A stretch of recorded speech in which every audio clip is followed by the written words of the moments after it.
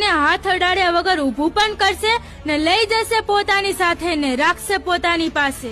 ઓહો, તો તું ભવાનીનું રૂપ છે એમ? જ્યાં સુધી એક સ્ત્રીને છંછેડવામાં ના આવે ને ત્યાં સુધી એ ગૃહિણી ને સરસ્વતી હોય છે, પણ જ્યારે એના સતીત્વ પર આંગળી ઉઠાડવામાં આવે ને ત્યારે એ દુર્ગા ને ચંડી હોય છે. ચાલ જોઈ લે.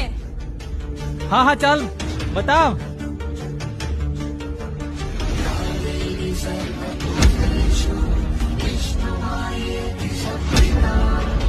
ચાલ તને બતાવું અબોલતામાં કેટલી શક્તિ હોય છે.